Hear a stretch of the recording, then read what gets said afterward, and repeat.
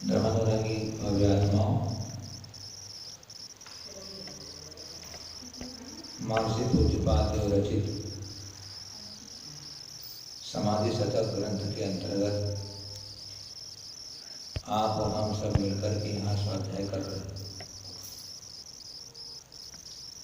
ग्रंथ में जो शुद्ध द्रव्यात्मिक नय से हमारे शरीर में जो भी आत्मा है वो शुद्ध चैतन्य रूप है, उसकी पहचान करने के लिए ये ग्रंथ हम पढ़ रहे हैं। और जो अपना निज शुद्ध चैतन्य है वह अविनाशी है, निष्क्रिय है और शुद्ध जीवत्व है, परम पारिणामिक भाव का विषय है। शुद्ध द्रव्यात्मिक नय के द्वारा उसे हम ध्येय बनाते हैं।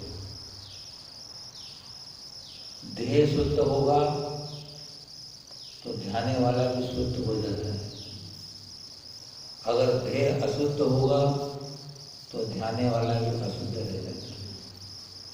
कुछ साधु ने कहा जो शुद्ध आत्मा को ध्याते हैं वे शुद्ध हो जाते हैं, और जो अशुद्ध आत्मा को ध्याते हैं वे संसार में रहते हैं। अभी तक अपन 80 नंबर कारिका को करेंगे। 80 नंबर की कारिका तक अपन जब पहुंचे हैं अपन ने पाया है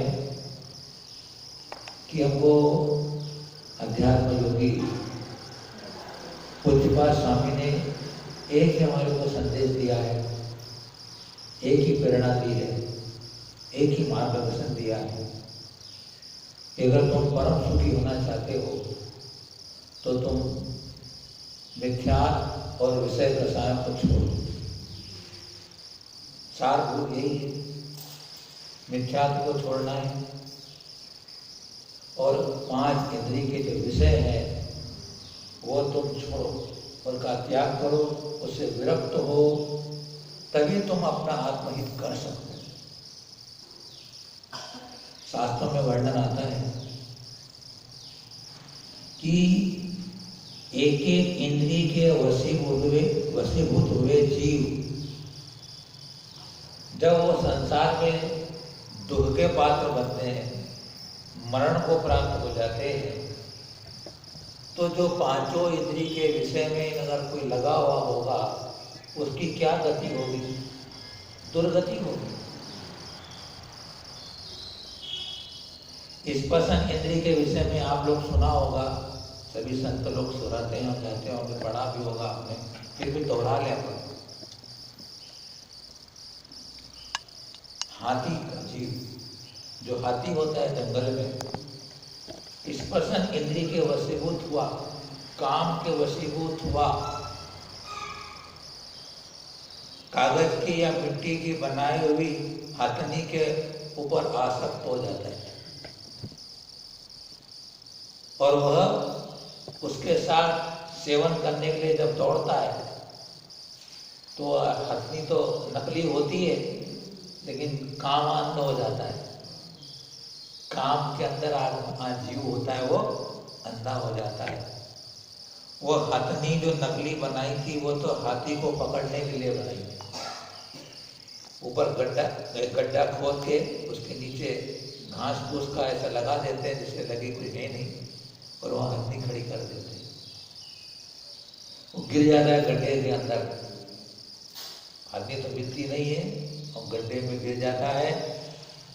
उसको भूखा प्यासा रखा जाता है, मारा जाता है, पीटा जाता है, फिर अपने वश में हो जाता है, फिर उनके अधीन होकर के वह दुख पाता है।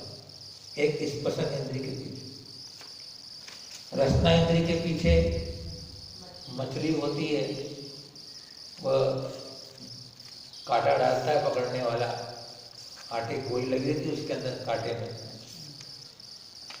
जैसी डालते हैं, मछली खाने दौड़ती है, वो कांटा उसकी जबान में फंस जाता है, तो निकालेगा कौन? खींच लेता ऊपर। इस रसना इंद्री के वशीभूत हुआ मछली का जीव प्राण खत्म कर दिया।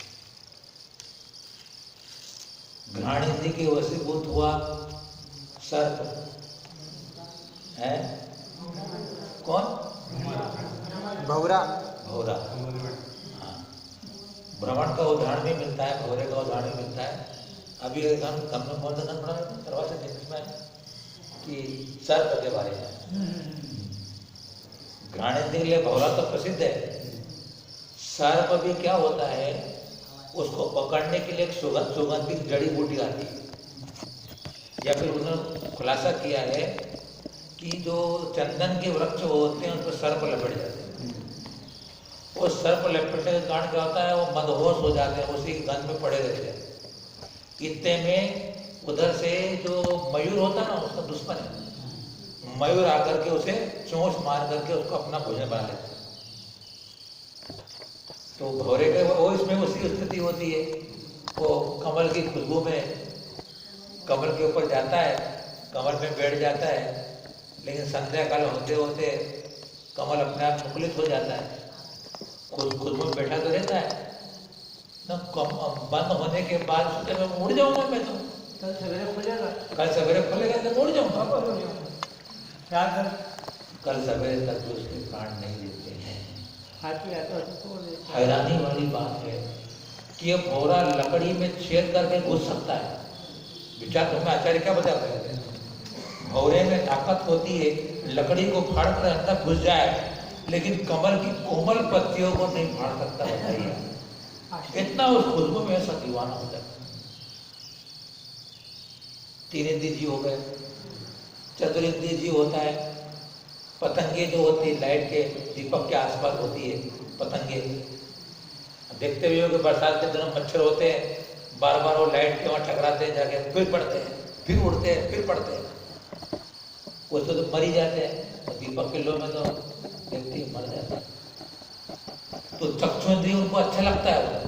अरे अब देखते हैं कि अपने दीवारें फर्श जो सफेद सफेद होती ना, उसके अंदर भी उड़ उड़ के उसमें गिरते हो, उनको अच्छा लगता सफेद रंग। चक्षु इंद्रिय के वशीभूत हुआ वह मच्छर पतंगे प्राण देते, और कर्ण इंद्रिय के वशीभूत हुआ कौन? हरिण। हरिण हिरण को पकड़ने वाले संगीत बजाते हैं, और वो संगीत के उस मधुर गान में मोहित हो जाता है, मुक्त हो जाता है। फिर वो शिकारी जाकर के उसे पकड़ लेते, चबरी गाय को भी उसे पकड़ते हैं। ये 5 इंद्रिय के अलग अलग विषय वाले एक एक जीव की बात करी, लेकिन मानव या मनुष्य तो 5 इंद्रियों का दीवाना बना हुआ है, 5 इंद्रियों में आसक्त रहने वाला है। उसकी क्या गति होगी, वो कहाँ जाएगा? वो हमारे गुरुदेव एक कहानी सुनाते हैं, वो कहानी सुनाएंगे आपको, अच्छी लगेगी। एक मालिन थी, और वो मालिन राजा के लिए उपवन से तरह तरह के फूल वगैरह ला करके और राजा के सैया को सजाया करती थी, जिसपे राजा सो करके अपने विशेष सेवन करता था। छोटा भी था, मतलब वो उसकी कोमल सैया पर वो फूल, सुगंधित फूल बिछाती थी जब रोज ला करके। अब एक दिन उस मालिक को विचार आया कि मैं इतनी रोज मेहनत करती हूँ, रोज इसमें सैया बिछाती हूँ, सब कुछ करती हूँ, राजा उसका सेवन करता है, एक दिन मैं भी देखो सेवन कैसा लगता है। और मालिन सोचती, वो एक दिन अच्छा बढ़िया बढ़िया सुगंधित फूल लेके आई और सैया को सजा दिया। उन्होंने सोचा 5 मिनट में सो के लेट के देखती तू, बोले कैसा लगता है। क्या हुआ, वो 5 मिनट लेट ही गया, उसको गहरी नींद लग गई। कोमल कोमल गद्दा सुगंधी आया, नींद क्यों नहीं आया? थकान नहीं होगी बेचारी, थका भी बेचारी। अब इतने में राजा का आने का समय हो गया। राजा देखता है कि मेरी सैया पर ये नौकरानी सोई हुई, क्या बात है? बोले इसकी हिम्मत इतनी, बोले है? गुस्सा आ गया उसको। हमने सेवकों को आदेश दिया इसको उठाओ और ये 4 घंटे तक सोई है, इसके ऊपर 4 कोड़े मारे जाए। बोले कोड़े मारो उसको। बोले वो मालिन को कोड़े मार रहे हैं सिपाही लोग, और वो मालिन हंस रही। क्या कर रही? वो हंसती है, जैसा कोड़ा मारे वो हंसे, खूब हंसे, खूब हंसे। राजा सोचने लगा क्या बात है, अरे मैंने इसको कोड़े मारने को कहा, कोड़े मार रहे इसको, लोग तकलीफ हो रही है, लेकिन हंस रही, रो नहीं रही है। राजा ने कहा रुक जाओ, और मालिन से पूछा क्या बात है कि तू हंस क्यों रही हो? मैंने तो सजा दंड दिया तेरे को। तो बोले आप मुझे क्षमा करो तो मैं बोलूं आपको, आप मुझे क्षमा करो, अभयदान दो तो मैं तुमको बोलूंगी, तो तुम मेरे को फिर कोड़े मारोगे। तो वो मालिन बोलती है कि राजन, मैं उस समय के लिए सैया पर सोई तो मेरे को इतने कोड़े मारे गए, तुम तो दिन रात और कितने सालों से इस पे सो रहे हो, तुमको कितने कोड़े पड़ेंगे होते है ना? कितनी एक्सप्रेसिव करने वाली कहानी है कि एक दिन की अगर वो सैया पर सोए तो इतने कोड़े पड़े, तो मतलब क्या हुआ कि इंद्रिय के विषय सेवन करेंगे तो कितने अशुभ कर्म बनेंगे अपने, और कहाँ जाएंगे? अपने को आज उसी बात को पुष्ट करने के लिए कहेंगे कि आत्मानुभव के समय में आत्मा की दशा का कथन,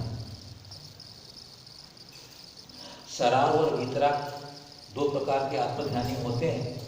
उन दोनों सराग और वितराग आत्मध्यानियों की चर्चा इसके अंदर आई है। पूर्वदृष्टात्म तत्वस्य विभात्युन्मत्तवत् जगत् सभ्यस्तात्मधिय पश्चात् काष्ठपाषाणरूपवत्। पूर्वं दृष्टान्तस्य विभात्युन्मत्तवत् जगत् सभ्यस्तात्मधिय पश्चात् काष्ठपाषाणरूपवत्। दृष्ट आत्म तत्वस्य पूर्वम, अर्थात जो आत्म तत्व को देखने वाला है, कैसा देखने वाला है? देह से भिन्न। देह से भिन्न जो आत्म तत्व को देखने वाले को पूर्व में यह जगत, पूर्वम जगत, पहले पहले प्रारंभ अवस्था में यह जगत यानी संसार के प्राणी, जगत है संसार के प्राणी, उन्मत्तवत् विभाति, यह जगत उसको पागलों की तरह दिखाई देता। उन्मत्त यानी जो पागल होते हैं, जो नशे में धूप जैसे होते हैं, ऐसे मतलब बेहोश दशा को प्राप्त होता। पश्चात मतलब बाद में मतलब क्या हुआ? जब उसी आत्म तत्व की भावना में वो निष्णात हो गए, परिपक्व हो गए, अर्थात अचल स्थिति को प्राप्त जब हो जाते हैं, आत्मज्ञानी यानी वितरागता को प्राप्त हो जाते हैं, जब उसको कहेंगे सभ्यस्त आत्मधिय। उसे क्या कहेंगे अपन? सभ्यस्त आत्मधिय। इसकी संधि विच्छेद कहेंगे सु धन अभ्यस्त आत्मधिय। सु ने जो भली प्रकार से अभ्यस्त हो चुके हैं आत्मज्ञान में, अर्थात जो आत्मज्ञान में तल्लीन है, लीन है, ऐसे जो बुद्धि रूप अंतरात्मा, उसको यह जगत काष्ठ पाषाण रूपवत विभाति, उसको यह सब मिट्टी के ढेले और लकड़ी के टुकड़े के समान यह सारा जगत दिखाई देता है। कैसा होगा? जब शराब दशा में है उस समय वो आत्मज्ञान से शून्य, अशुभ और शुभ क्रियाओं से परिपूर्ण एवं बुरा मालूम होता है कि जगत के जो प्राणी हैं वे परिवार में, शरीर में, भोगों में लगे हुए हैं, उनको आत्म भावना या आत्म कल्याण के प्रति रुचि नहीं है, आत्म कल्याण नहीं कर रहे हैं, कैसे पागल लोग हैं बोले, ऐसा उनको शुरू में आभास होता है। क्योंकि जो आनंद, जो सुख आत्म अनुभव में है वो इन सांसारिक क्रियाकांडों में नहीं है, अशुभ क्रियाओं में नहीं है। ऐसा क्यों नहीं जानते संसार के प्राणी, कैसे मूर्ख लोग हैं बोले, ऐसा उसको प्रतिभास होता है। और जब वह विद्या दशा को प्राप्त हो जाता है, अर्थात अब उसे बाहर का कोई विकल्प नहीं रहता है, उस समय उसे जगत की कोई चिंता नहीं रहती, तब वह जगत के प्राणियों की परवाह भी नहीं करता है और उदासीन भाव से उन सारे जगत को अपने स्वरूप से भिन्न लकड़ी के टुकड़े की तरह, काष्ठ पाषाण की तरह उन्हें देखता है। ये बिल्कुल अचेतन रूप है, अब मेरे साथ कोई संबंध इनका ही नहीं, कोई विकल्प ही नहीं होता। तो जब आत्म स्वरूप के अंदर तल्लीनता हो जाती है तो बाहर से उसका विकल्प हट जाता है, बाहर के जीवों के प्रति उसके इष्ट दृष्टि कल्पना नष्ट हो जाती है, उनके रागद्वेष समाप्त हो जाते हैं और वह आत्म कल्याण मोक्ष माने कर्मों के नष्ट करने की प्रक्रिया में लग करके मुक्ति को प्राप्त हो जाती है। मतलब आत्म ध्यान में, आत्म चिंतन में इतना लवलीन हो जाना है कि हमें बाहर का ध्यान ही नहीं रहे, बाहर क्या हो रहा है कोई ध्यान ही नहीं रहे, ऐसी स्थिति अपनी हो जाना चाहिए, तब जाकर के हमें अपने स्वरूप की उपलब्धि होगी।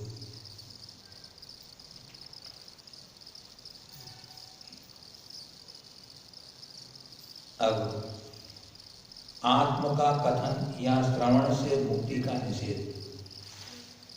अगर कोई आत्मा के स्वरूप को सुनता रहे और दूसरों को सुनाता रहे तो उसको मुक्ति की प्राप्ति नहीं होने वाली। श्रवन्नप्यन्नतः कामं वदन्नपि कलेवरात् नात्मानं भावयेत् भिन्नं यावत् तावन्न मोक्षभाव। श्रवण्याप्यन्नतः कामं वदन्नपि कलेवरात् नात्मानं भावयेत् भिन्नं यावत् तावन्न मोक्षभाव। अन्यतः कामं श्रवणम अपि। 81 नंबर की कारिका में अन्यता ने अन्य से मतलब जो उपाध्याय हैं, ये जो शास्त्र सुनाते हैं, शास्त्र का व्याख्यान करते हैं, जो स्वाध्याय कराते हैं, तो अन्य उपाध्याय आदि से काम माने इच्छानुसार अच्छी तरह से उस आत्म स्वरूप को श्रवणम अपि सुनता हुआ भी खूब अच्छी तरह से आपको आत्मा के स्वरूप के बारे में तरह तरह से अलग अलग दृष्टांत, उदाहरण, बड़े लक्ष्यदार बातों के द्वारा तुम्हें आत्मा के स्वरूप की बात समझाई जाए, बताई जाए, सुनाई जाए और आप सुनो। और भी क्या हुआ, वदन अपि कलेवरात्, और अपने वचनों के द्वारा दूसरों को वह आत्मा का स्वरूप सुनाए भी, दूसरे से सुने और दूसरों को सुनाए।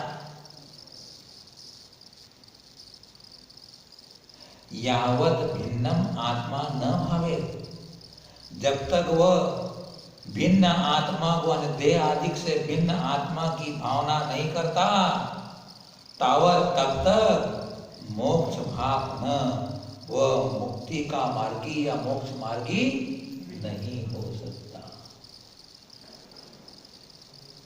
समझ गए होंगे बात को आप, कि अगर मैं कितनी भी तरीके से, कितनी भी बार मैं आत्मा के स्वरूप को पढ़ूं, पढ़ाऊं, सुनूं, सुनाऊं, और मैं स्वयं अपने इस शरीर से भिन्न अपनी आत्मा का जब तक अनुभूति उसका रसास्वाद मैं स्वयं नहीं करूं, तब तक मुझे मोक्ष की प्राप्ति नहीं होने वाली। सुनने सुनाने से मोक्ष नहीं होता। कितनी बढ़िया से बढ़िया शुद्ध आत्मा की बात चर्चा करते रहो, वही बात कहेंगे हम। आत्मा की बात तो करते हैं, लेकिन आत्मा से बात नहीं करते। दोहराऊंगा फिर से, आत्मा से बात करने का मतलब है कि कुछ देर के लिए शांति से बैठ करके अपने को निराकुलता के साथ अपना जो स्वभाव, अपना जो स्वरूप, अपना जो लक्षण है उसके ऊपर विचार करें। संसार शरीर के बारे में विचार करें, कहाँ जा रहा हूँ मैं, किधर दौड़ रहा हूँ, किसमें हित हो रहा है, किसमें अहित हो रहा है, कहाँ जाकर पढ़ूंगा मैं। ऐसा बार बार विचार करने पर ही हम अपने आत्मा के स्वरूप सम्मुख हो सकेंगे, उसकी पहचान कर सकेंगे। अपने स्व संवेदन ज्ञान का विषय है, फिर याद कराएंगे आपको। स्वयं ही हम अपनी पहचान कर सकते हैं, अपना अनुभव कर सकते हैं। उसके लिए अपने को, अपने ज्ञान का, अपन जो यहाँ स्वाध्याय कर रहे हैं, ज्ञान की पूंजी इकट्ठी कर रहे हैं। किसी को कोई भी व्यापार करना हो, किसी को दुकान खोलना हो, कोई सा व्यापार करना हो, पूंजी चाहिए ना, पैसा चाहिए कि नहीं। बिना पैसे के व्यापार होता है क्या?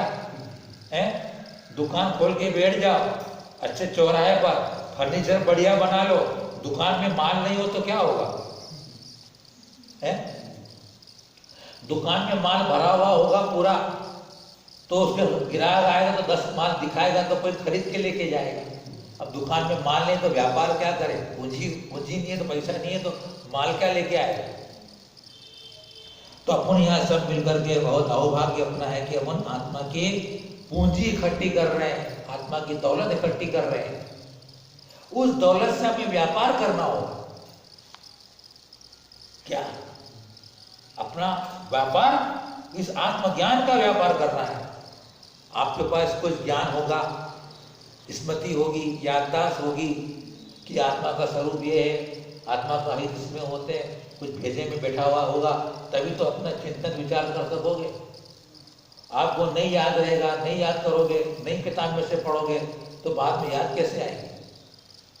है हर चीज के लिए पुरुषार्थ करना पड़ेगा कि नहीं करना पड़ेगा? है हर चीज के लिए प्रयत्न करना पड़ता है। बिना पुरुषार्थ के कभी किसी की उपलब्धि नहीं हुई है। भाग्य पुरुषार्थ होते हैं, लेकिन पुरुषार्थ भी भाग्य के साथ होना चाहिए। भाग्य के भरोसे बैठोगे तो काम नहीं होगा, पुरुषार्थ के भरोसे बैठोगे काम नहीं होगा। पुरुषार्थ और भाग्य दोनों, भाग्य अपने पास सब कुछ मिला, अभी अपने को पुरुषार्थ करने की जरूरत है। जो पुरुषार्थ करने के लिए चाहिए सब कुछ मिला, अपने को करना पड़ेगा।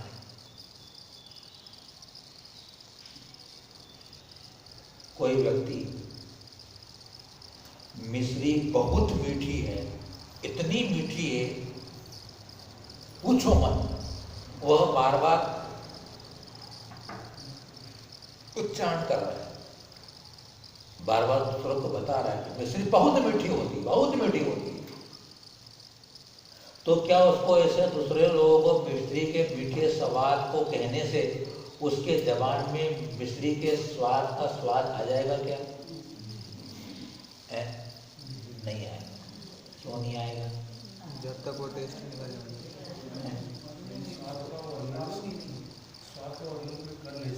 नहीं वो हाँ ये वो जब स्वयं उस डल्ली को, मिश्री की डल्ली को उठा करके अपने मुख में डले रखेगा और मुख में रखने पर उसको जब वो मिश्री का मीठा मधुर स्वाद आएगा, तब उसे मालूम पड़ेगा कि मिश्री इतनी मीठी होती है। हमारी आत्मा भी मिश्री से बहुत मीठी है, रस नहीं है इसके अंदर, फिर भी इसका स्वाद, इसका चिंतन, इसका अनुभव इतना शीतल, मधुर, रुचिकर है कि एक बार जब इसका स्वाद लग जाए तो फिर वह उसे छोड़ेगा नहीं। यह चीज ऐसी आत्मरुचि जब हो जाए आत्मा के प्रति श्रद्धा बन जाए, आत्मा का लक्ष्य बन जाए, आत्मा की अनुभूति हो जाए, तो फिर ये बाहर का कौतूहल जो होता है वो सब छूट जाता है। यथा यथा समायाति संवित्तो तत्तमोत्तमम् तथा तथा न रोचन्ते विषया सुलभामपि। इष्टोपदेश का राक्षस यथा यथा समायाति संवित्तो तत्तमोत्तमम्। जो उत्तम तत्व अपना है उसकी जैसे ही संवत्ति ने ज्ञान बढ़ता जाता है, जितना आपका आत्मज्ञान, आत्मा की प्रति रुचि बढ़ती जाएगी। यथा यथा न रोचन्ते विषया सुलभा अपि। जो सुलभ विषय है वैसे वैसी वो नहीं रुचेंगे आप। यथा यथा न रोचन्ते, बताओ फिर विषयों का उसे स्वाद, विषयों का रस उसे रुचेगा नहीं। यथा यथा न रोचन्ते विषया सुलभा अपि तथा तथा समायाति संवितो तत्तमोत्तम। उसका उल्टा नेगेटिव। यथा यथा न रोचन्ते विषया सुलभा अपि तथा तथा समायाति संवितो तत्तमोत्तम। जैसे जैसे यह मानव इस पंचेंद्रिय के विषयों से परांगमुख होता जाता है, उसकी अनासक्ति होती चली जाती है, विरागता को प्राप्त होता जाता है, वैसे वैसे उत्तम आत्म तत्व का ज्ञान, उसका स्वाद बढ़ता जाता है। कितनी सीधी सी बात कहती हो। रुचि अपने को बदलना पड़ेगी, तब कई संसार का अंत होगा।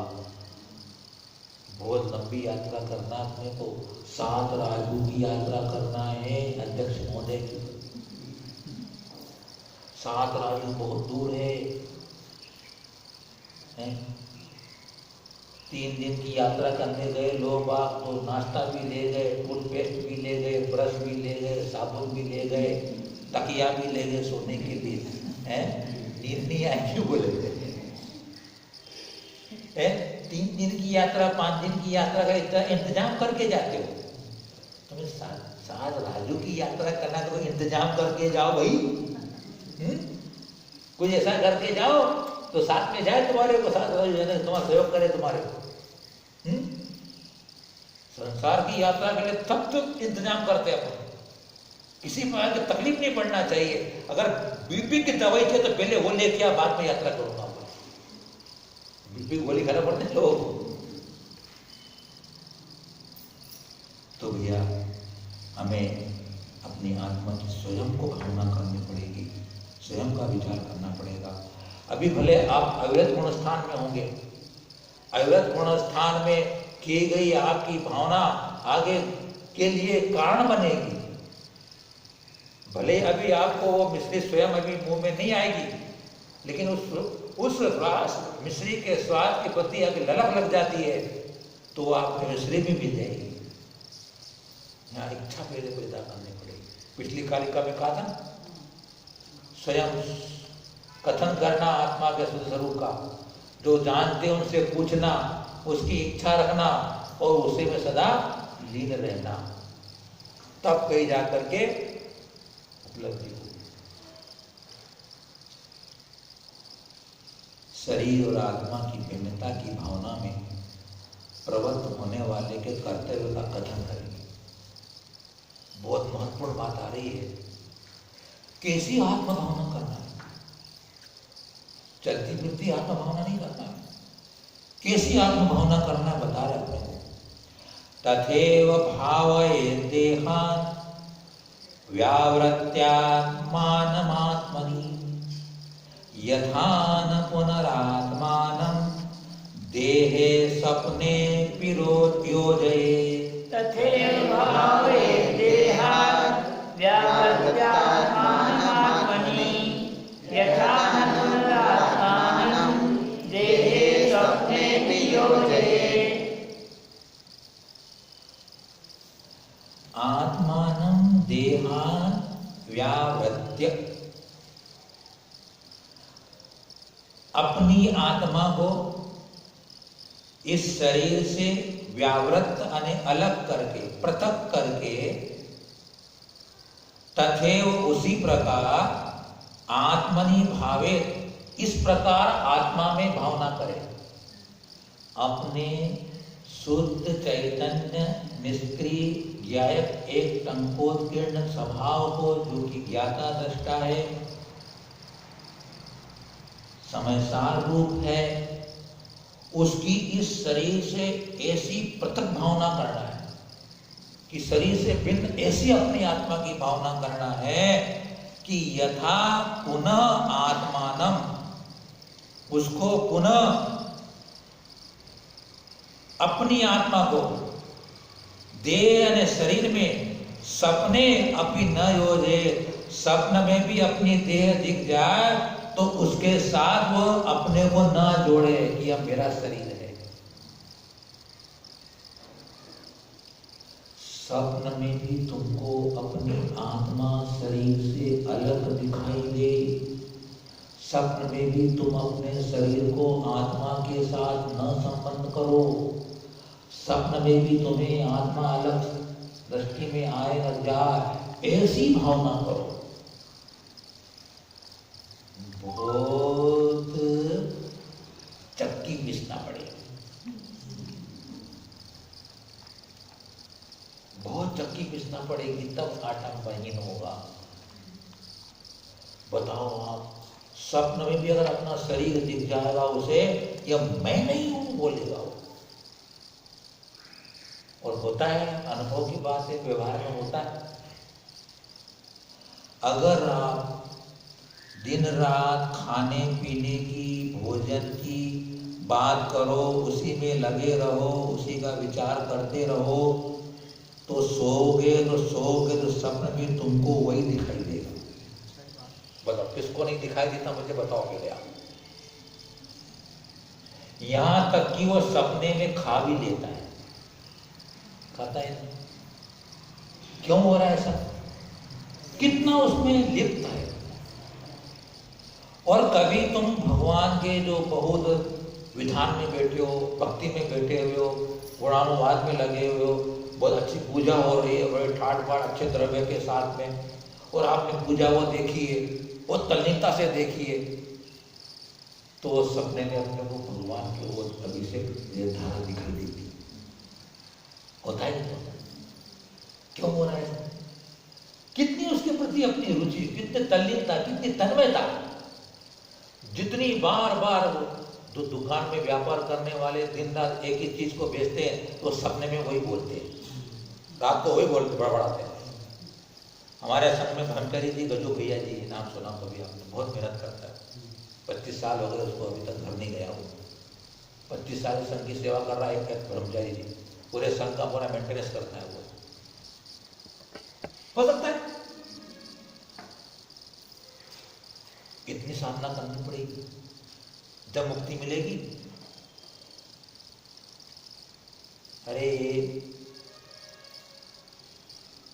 संसार में संसार की स्त्री को पाने के लिए विवाह होता तो दूल्हे को सजना पड़ता है ना, शेरवानी पहनो, मुकुट पहनो, माला, न ये न वो न सब, और गर्मी का समय घोड़ी पे बैठो है? नहीं, सब सहन करता ही नहीं करता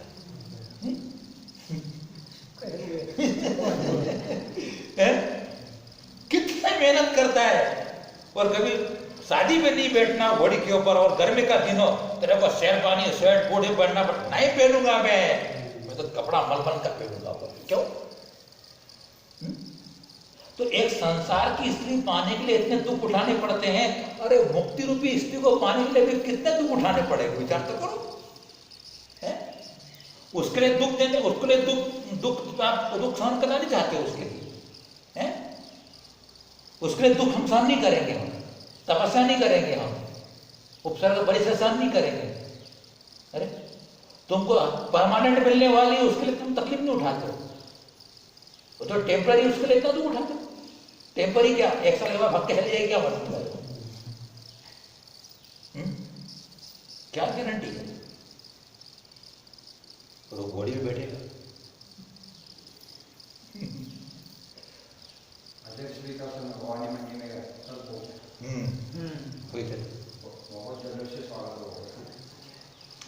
राजस्थान हमारे क्या ऐतिहासिक राजस्थान में बहुत ज़्यादा रहे, उनका प्राय बहुत जीवन मारवाड़ी और मारवाड़ा के बीच में रहा है, इसलिए वो वहाँ को धरती के देवता कहलाते हैं।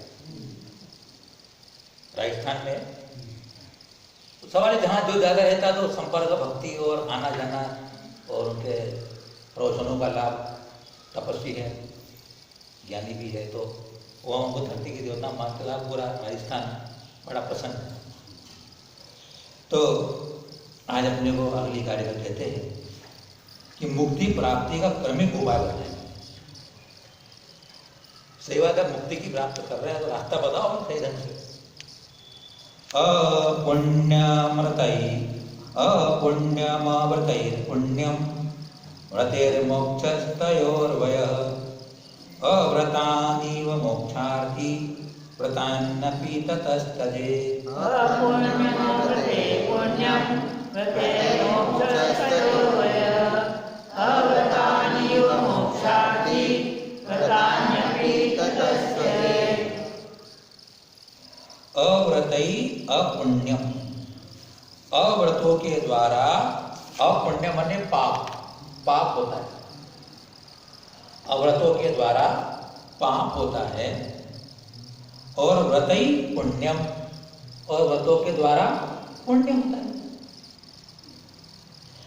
तयो व्यय, तयो यानी उन दोनों, यानी पुण्य और पाप, पुण्य पाप उन दोनों के नष्ट या अभाव हो जाने पर मोक्ष, मोक्ष होता है।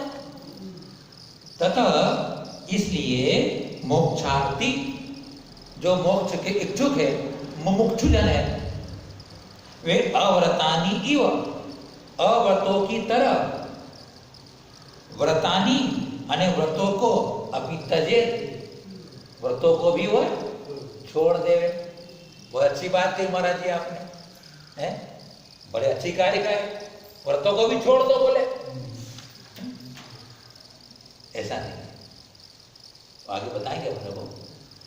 तो यहाँ यह कहना चाहते हैं कि सबसे पहले आप पापों को छोड़ो। हिंसा के जो 5 पाप होते हैं ना, हिंसा, झूठ, चोरी, कुछ परिग्रह, ये 5 पाप ही तो पाप है। ये नाली पनाले के समाने, नाली के समाने। तो 5 पापों को छोड़ो जिससे कि पाप होता है। और जो 5 व्रत होते हैं, अहिंसा व्रत, अचौर्य व्रत, सत्य व्रत, ब्रह्मचर्य व्रत, अपरिग्रह व्रत, इन व्रतों को आप पालन करो। और फिर इन दोनों को जब छोड़ दोगे या नष्ट हो जाएंगे आपके, तो आपको मोक्ष हो जाएगा। ये मार्ग है।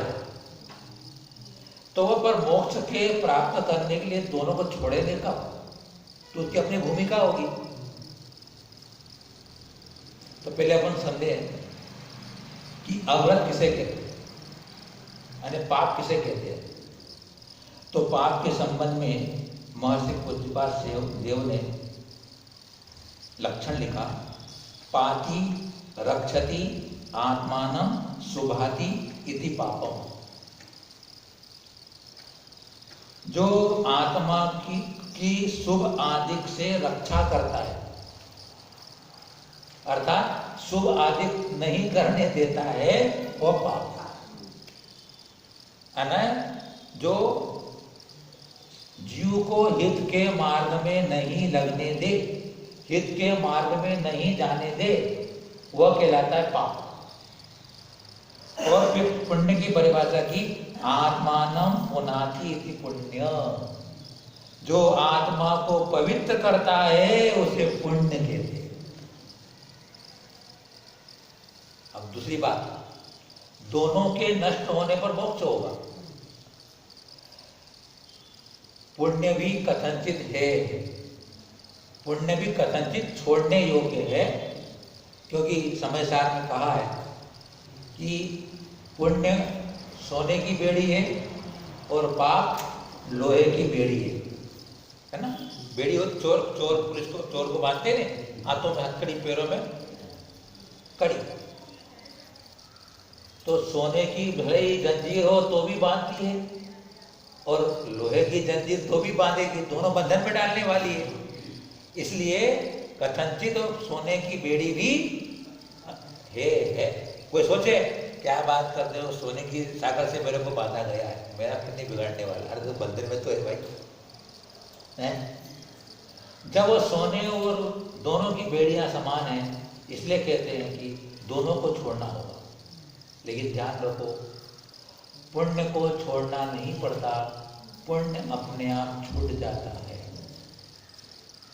पुण्य या शुभ क्रियाएं अपने आप छूट जाती है, पुण्य को छोड़ना नहीं पड़ता। पुण्य फला अरहंता, प्रवचन सार में कहा है कि पुण्य का फल अरहंत पद है, तो भी छोड़ेंगे कैसे? अब थोड़ा विचार करें कि अशुभ क्या चीज होती है, यानी पाप क्या चीज होती है। पाप मन वचन काय से होता है?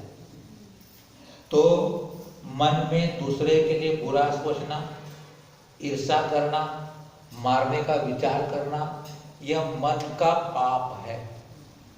हिंसा होगी नहीं, ये बुरा विचार में क्या है? हिंसा हुई, मन से करते हैं अपन। अब वचन से कैसे कहते हैं? असत्य वचन बोलना, झूठ बोलना, कठोर वचन बोलना, कर्कश वचन बोलना, गाली के शब्द बोलना, निंदनीय शब्द बोलना, आगम विरुद्ध बोलना, ये सब कैसा है? वचन से पाप करते हैं। और काय से पाप कैसे करते हैं? जीवों को मारना, सताना, पीटना, दुख देना, चोरी करना, मैथुन सेवन करना, परिग्रह संचय करना, ये सब पाप काय से होते हैं।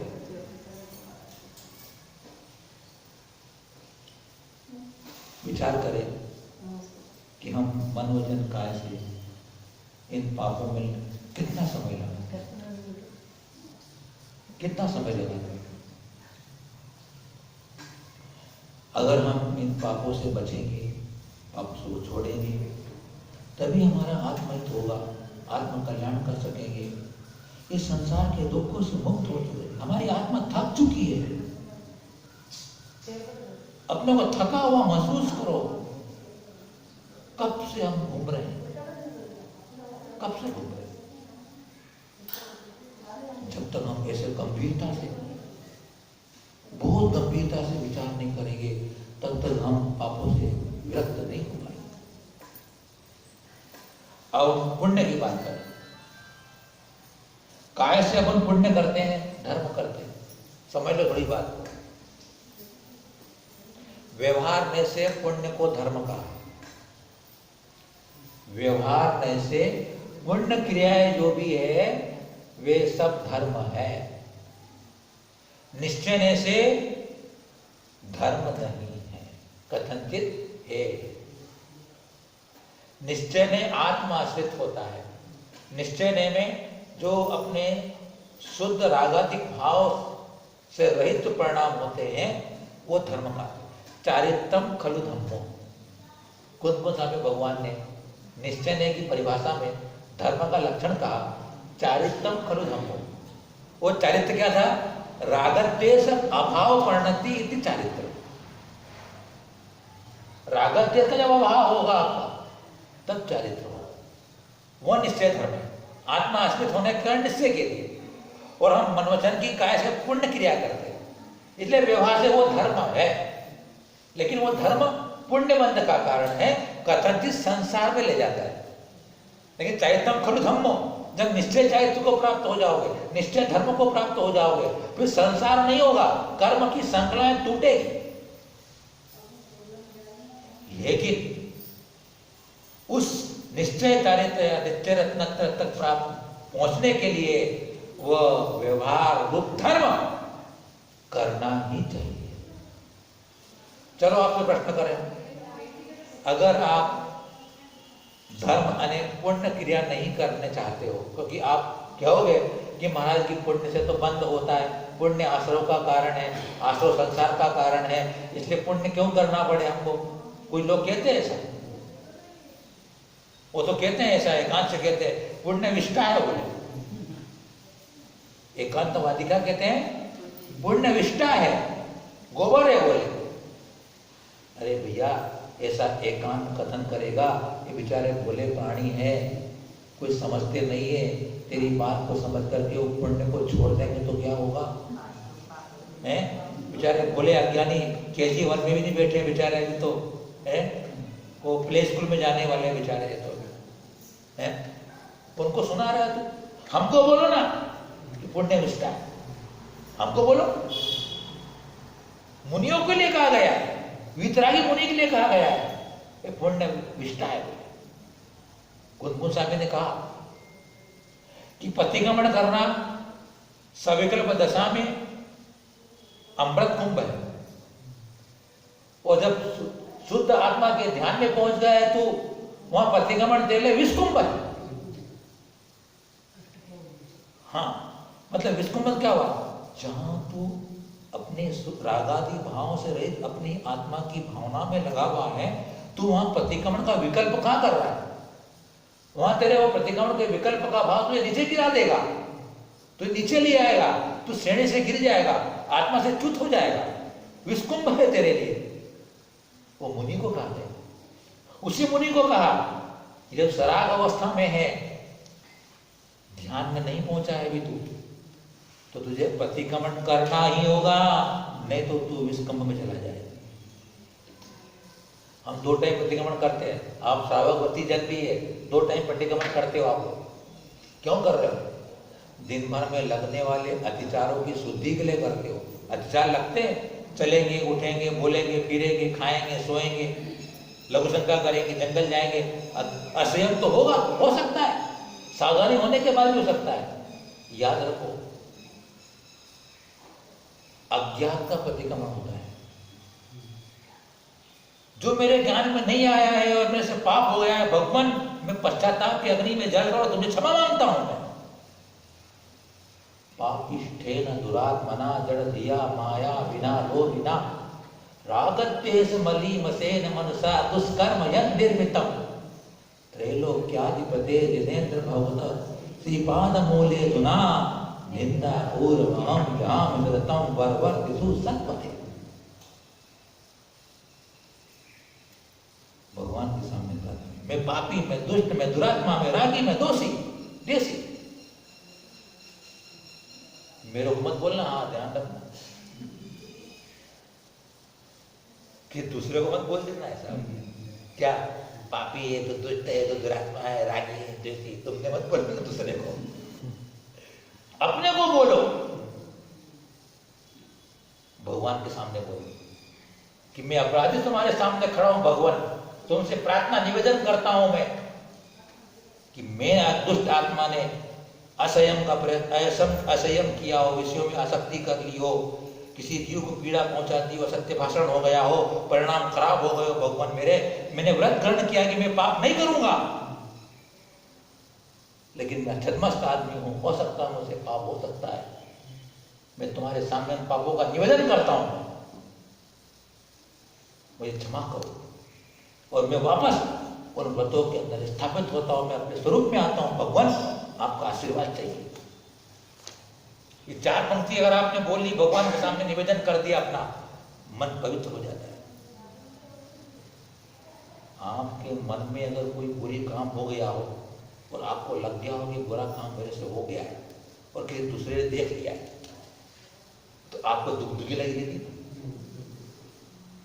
और उसी चीज को जब किसी व्यक्ति को बोल देते हो, यार मेरे से एक गलत काम हो गया है, तो आप एक अपनी गलती स्वीकार कर ली ना, आपने बोलोगे मेरे से मैंने थोड़ा गलत काम कर लिया, किसी को सुना देते हो, बोल देते हो, मन हल्का हो जाता है, फिर आपको टेंशन नहीं होता है।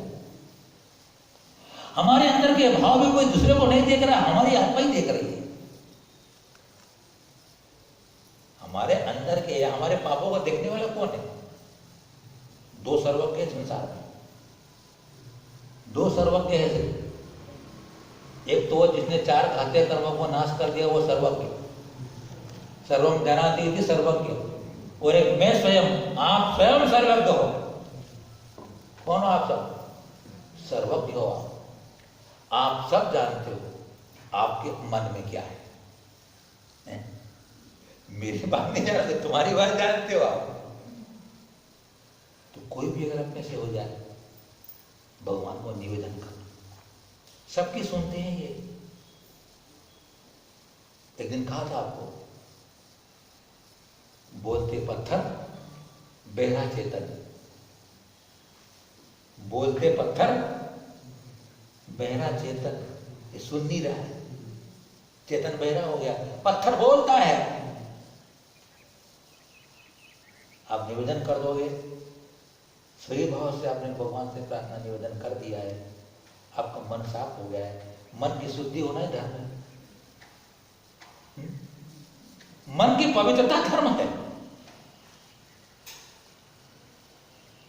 मन चंगा तो कटौती में गंगा, मन चंगा कटौती में गंगा। इसलिए अपने शौच धर्म को क्यों कहा? पवित्रता, शुचिता, शरीर की नहीं, मन की पवित्रता धर्म है। आप भले असहमी हो, फिर भी भगवान के सामने निवेदन करो। ऐसे रोज निवेदन करने से धीरे धीरे आप पापों से विरक्ति गिलानी हो जाएगी। भगवान कब तक तुम्हें क्षमा होगा, कब तक तुमसे क्षमा मांगता रहूंगा, मुझे छोड़ना है, नहीं करूंगा मैं पाप। तो कहते हैं, तो वचन से क्या बोलेंगे? हाँ, अब क्या करेंगे? पुण्य करने की बात कर रहे हैं। काय से अहिंसा का पालन करना, ईमानदारी रखना, ब्रह्मचर्य का पालन करना, सच्चाई रखना, भलाई करना, ये सब क्या है? पुण्य। वचन से सत्य बोलना, प्रिय बोलना, मधुर बोलना, धर्म की बात बोलना, सब पुण्य। मन धर्म का सोचना, सबके साथ मैत्री का भाव रखना, अच्छे विचार करना, ये सब मन से पुण्य हो रहा है।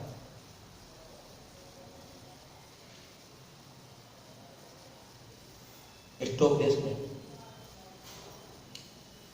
पूज्य स्वामी कहते हैं,